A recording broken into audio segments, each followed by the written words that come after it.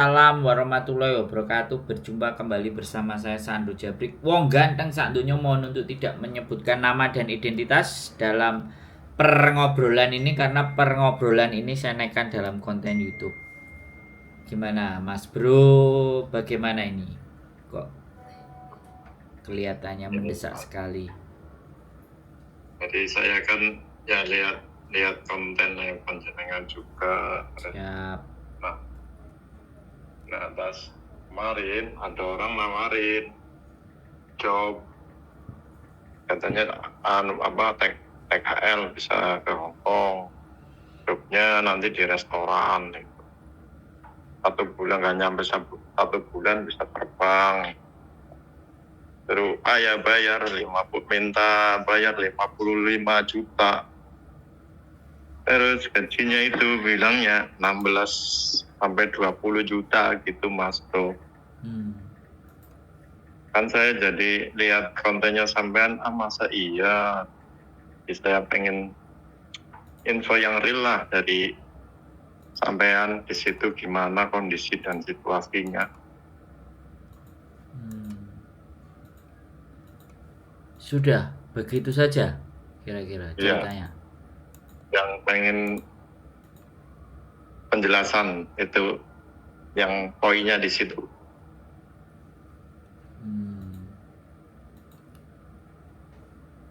Oke, sudah giliran saya yang ngomong, cukup? Oke, siap. Oke, jadi gini Mas. Apa yang disampaikan pekerjaan sama si anggap aja sindikat aja lah, kita nggak kenal dia. Kita bilang sindikat aja lah, kan nggak boleh nyebut yang bagaimanapun apalagi identitas. Jadi sindikat itu yang dia ngomong itu tidak ada yang salah, bahwa kerja cuci piring di restoran itu bisa sampai 16, bisa sampai 18, bisa sampai keren lagi 22.000 Hongkong dolar. Cuman pertanyaannya adalah, ya kan, job-job yang seperti itu yang bisa dapat siapa? Kalau legal ya orang residen, orang punya KTP. Kalau kita yang berangkat dari Indonesia terus tiba-tiba dapat kerjaan yang seperti itu jalurnya kemana? Harusnya kan yang ngejeng kepala restorannya. Ya. Nah itu dia itu bilangnya nanti diuruskan ID Hongkong begitu. Iya, ngomongnya begitu duit sudah di tangan, WA-nya hilang, sampennya ditinggal. Kalau yang sudah bayar 5 juta, setelah 5 juta bayar 10 juta, bayar 20 juta buat beli tiket ya. Satu kuota 5 anak, satu kuota 6 anak, seket 5. Oke lah, nggak usah mahal-mahal. Dapat 20 juta, 5 orang udah 100 juta. Dibuat beli tiket orang 5. Tiketnya pun Air Asia kalau nggak batik. Nggak mungkin Katai. Udah berangkat, dianterin sama dia ketemu di Jakarta, ya baik-baik lah ini ceritanya, nyampe di Indonesia, tahu-tahu di Hongkong ditinggal pipis sebentar terus pergi. Nah itu yang saya khawatirkan. Modusnya ada yang kayak gitu. Yang kedua, dia sampai udah masuk ke Hongkong ditampung di kos-kosan dibayarin sama dia 1 bulan 4.000 Hongkong dolar, 8 juta aja. Oke, 8 juta ya kan, dicarikan rumah kos-kosan yang agak gede, wong 5 dikeruntelno di situ. Habis itu sampai disalurkan, karena dia udah punya sindikat, disalurkan ke restoran-restoran tempat cuci piring, dibudalno tanpa ada sesuatu. Kalau itu masih bagus ya, sampai dihadapkan lagi di restoran, terus sampean kerja, sampean dapat duit, ya kan, seminggu 2 minggu mungkin bayari saulan misalnya. Lah tapi visanya sampean kan habis. Nah visa habis kalau restoran kayak gitu emang bisa diproses imigrasi? Jawabannya tidak. Jatuhnya sampean overstay, ya, overstay, izin tinggal sudah habis. Akhirnya sampean wis kadung kerja, wis kadung oleh duit, di overstay kan.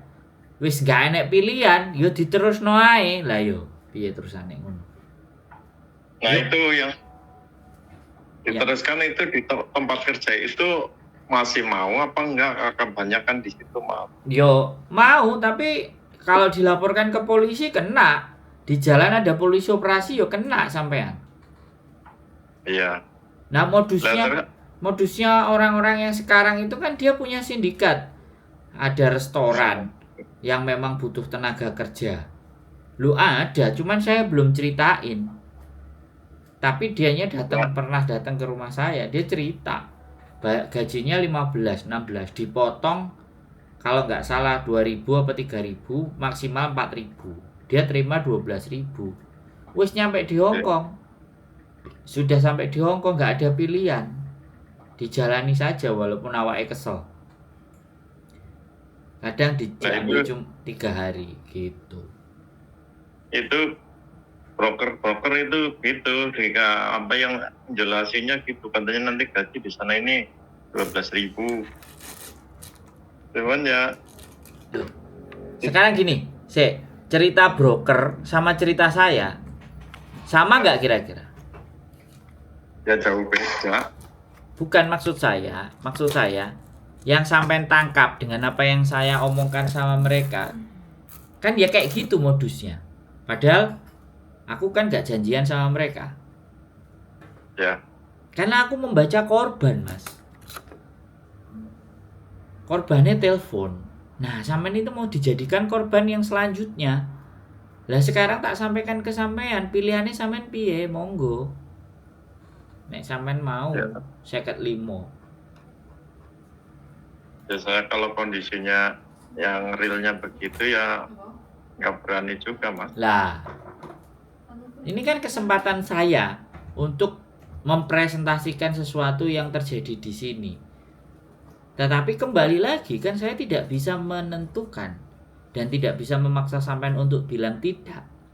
Tapi saya memberikan wacana dan gambaran bahwa nasibnya teman-teman yang sudah ketipu di situ wis kadung nyemplung kok. Jadi kan akhirnya masa depannya deg-deg ser nek wae metu ketemu polisi. Kayak wong jatuh cinta. Nah itu saya kan tadinya ada kepikiran kalau di sana aman, nggak ada rahasia, ya ada kepikiran mau nekat juga. Cuman kalau di situ rawan, ada rahasia juga, ya udah mending nggak sebelum terlanjur. Maksudku tuh nekat itu nekat, tapi 55-nya jangan dikasih sama dia. Aku mau ngasih 55. Tapi beneran nggak aku dapat jobnya. Uang ini ada tak pegang. Aku cari ono kos-kosan lah. Kamu yang nyariin aku nggak kenal, tapi uang tetap tak pegang. Apa jawabannya Ya, dia? Merekanya yang nggak mau. Lah, kan? Berarti Iya. kekuatan mereka. Coba deh, saya kasih nomor teleponnya. Kok menarik ini ceritanya sampean. Orang ini aja kalau saya iya supaya bayar DP-nya separuh. Loh kan? Nah iya. Makanya kasih saya nomornya. Terus sampean tahu pengumumannya dia di mana? Di Facebook apa? Coba kirimin ke saya kalau boleh. Ya di Facebook juga. Nah, boleh kirimin ke saya. Nanti screenshot kirimin ke saya. Nomor teleponnya juga kirimin ke saya. Coba deh ini kok siapa sih ini sampai dan itu terus loh Mas, itu masif. Makanya kontenku itu tidak kejangkau, orang yang kena itu tidak kejangkau gitu. Yeah. Berarti kalau dia mainnya di Facebook, aku harus gencar juga ngupload kontenku di Facebook. Kalau dia kenanya di TikTok, teman-teman, kita harus nguploadnya juga di TikTok. Jadi wis balapan gitu loh sama sindikat. Jadi biar sekali lagi kok yo sujune sampai nonton konten, nanya dulu, telepon dulu. Dari 2 hari kemarin memang saya sibuk, jadi masih tak pending. Hari ini udah waktunya saya angkatin, saya balesin semua. Ya saya nonton kontennya jenengan, terus kok ternyata faktanya begini, makanya kurang mantap. Saya ada nomornya WA-nya sampean kan tak set. Pengen nanya langsung gitu kan. Iya. Kalau toh pun 55 ya. Kalau toh pun mau cari kerjaan mending dikantongi sendiri. Ya, kantongi sendiri kalau masuknya sendiri, Mas. Ini kan mereka kan apa? Kita ikut mereka yang Nah. maunya mereka yang pegang uangnya, orang ini apa? Kan begitu daftar mereka juga mau medical ada medical juga terus suruh bayar DP gitu. Kenapa dia medical ini medical formalitas aja, orang bukan proses kok malah medical. Yang kayak gitu Mas, biasanya dia itu sekali ngebles itu dibutuhkan 10 ya. Dibutuhkan 5, dibutuhkan 6, dibutuhkan 7. Yang masuk berapa? Tampani semua itu yang masuk. Ya, siapa yang mau transfer duluan. Habis itu terus dikumpulin. Jadinya waktu berangkat itu kesannya rame. 5 orang, 6 orang, 7 orang. Jadi mereka agak yakin gitu loh. Saya kemarin terakhir ada satu yang lepas dari kandangnya. Itulah ngomong ke kita terus lapor ke Samsipo, ke kepolisian Samsuipo, ya kan? Kita mau ngelaporin karena memang itu bukan sebuah tindak kriminal. Jadi ternyata di situ sudah ada 20 orang Mas, di kos-kosannya itu. Jadi ini nggak cuma kerjaan satu orang Mas.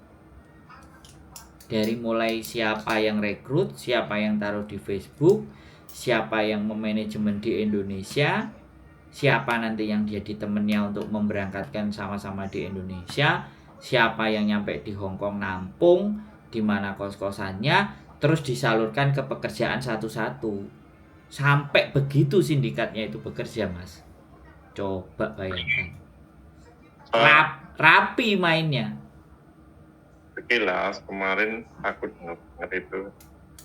Mereka ya dari orang-orang yang biasa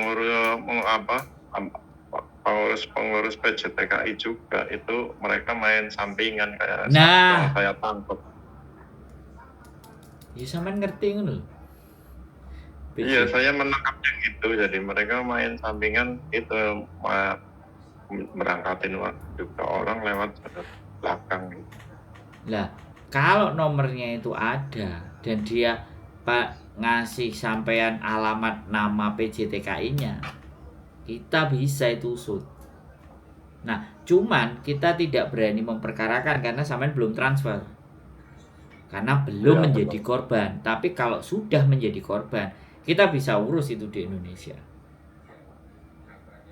Kita tahu jalurnya asalkan sang korban mau melapor, gitu aja sih sebenarnya. Karena semuanya kan tergantung si korban.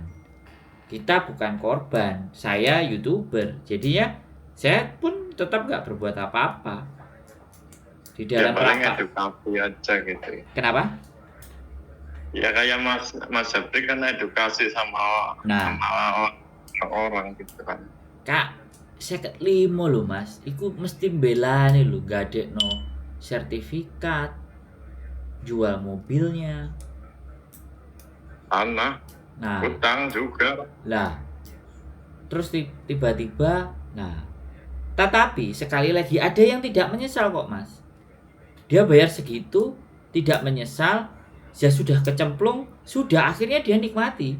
Pada saat dia bisa menikmati, sindikat itu ngajari, dah kamu cari mangsa berikutnya. Piye jal? Gak selesai ngapusinnya wong. Kayaknya sih itu nggak cuman di Hong Kong aja. Kemarin kayak di Jepang aja gitu lah. Itu emang banyak sekali. Tuh. Jadi yang sudah menikmatinya, yang sudah di dalam posting kerjaan, posting duitnya. Lah orang yang nggak ngerti bayangannya piye? Wah, ya teman. Itu namanya kan flexing. Nah, Juga orang-orang yang di dalam ini kenapa nggak banyak yang malah jadi apa? Yang ikut sindikat, nggak, bukannya kayak Mas Jabrik mengedukasi yang sebenarnya. Ya karena mereka seneng sama duit lah. Nek aku iki duit ya seneng, tapi nek carane gak pas terus ngapusi wong apa ya jenak uripku Mas. Tidak sampai di titik itu. Mereka kan nggak berpikir sampai ke sana. Lah saya kan Iya. wajahku aja tak tampilkan Mas. Rumahku ya disamperin anak-anak. Alamat ya tak share di YouTube loh, bisa. Jadi Ya, kalau toh pun mau dikeprui sama mereka ya bisa sekali toh. Sangat sangat kebuka sekali toh ibaratnya kayak gitu. Ya tinggal ayo kuat-kuatan. Dirimu apa aku kan kayak gitu deh. Alah Mas yo Sandro gayo konten sak piro ae aku panggah iso ngapusi. Dan itu sebenarnya sudah terjadi sejak dulu sebelum saya ngonten. Nah, tapi setelah saya ngonten korbannya semakin sedikit, semakin sedikit. Jadi kan mata pencahariannya semakin hilang. Ya nggak hilang semuanya. Sing gampang percaya kapusan yo jauh lebih banyak sih. Tapi ya gak apa-apa ya. Maksud saya sudah melakukan sekuat dan semampu saya kan. oke. Jadi saya mencoba memberikan pandangan dan gambaran yang ada di sini itu seperti apa. Terlepas orang mau menilai, orang mau ngomong, itu cuman konten ya, monggo. Itu kan penilaian diri pribadi masing-masing buat saya. Yang penting saya gugur tugas. Saya sudah sampaikan. Kalau mau masuk jurang nggih monggo, mau berhati-hati yo alhamdulillah, ya kan. Kalau masih setengah abu-abu ya di make sure, dipastikan, dikejar, syukur-syukur malah bisa bantu, kita laporkan itu kepada yang benar sehingga mereka tidak melakukan lagi, sehingga tidak muncul korban-korban lagi. Kalau sudah bisa sampai di titik itu, soalnya semua korbannya ya Mas diwawancarai semuanya, nggak mau cerita loh. Itu yang menjadi saya jadi masalah. Kok bisa? Doktrinnya bagaimana kok dia udah kena tipu tapi dia sudah tidak berani melaporkan. Intinya mungkin nggak mau ribet apa gimana. Ya bisa jadi sih. Tapi yang kedua yo, mereka ini tak pikir-pikir aku kapusan wis kadung nang kene wis tak kerja ae terus ya aku tak baleni neh. Tak golek mangsa juga gitu loh. Nah, pemikirannya kayak gitu apa nggak jadi multi level? Mangsa memangsa. Makanya saya sebutnya sindikat. Mas Jabrik, Siap. maaf sekali nih saya ada perlu, nanti kalau ada waktu nanti bisa dilanjut lagi. Yes, boleh aku tolong sampean kirimkan yang nawarin itu nomor HP-nya juga kalau bisa. Saya sangat berterima kasih. Sehat selalu buat sampean Mas. Waspada dan hati-hati. Tetap semangat. Amin ya. Matur sembah nuwun. Assalamualaikum warahmatullahi wabarakatuh. Sehat selalu. Waalaikumsalam warahmatullahi wabarakatuh.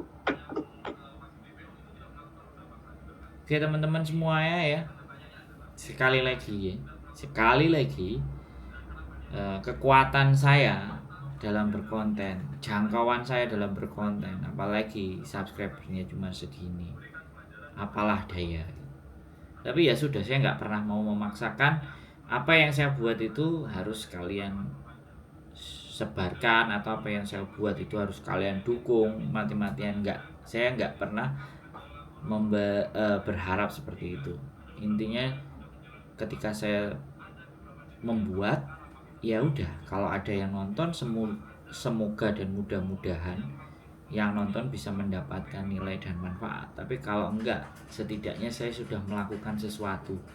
Ya, saya enggak berteori, saya sudah melakukan sesuatu, saya sudah bertindak, berjuang sesuai kemampuan dan kapasitas saya. Perkaranya ini disebar sama ini tersebar luas dan enggak, ya wallahu a'lam bishawab. Aku nggak pernah mau berpikir atau berekspektasi yang terlalu besar. Tapi ya sudah, just do it, lakukan saja terus menerus, konsisten dan persisten. Tetap semangat, keep stay tune my YouTube channel, and see you next video. Bye bye.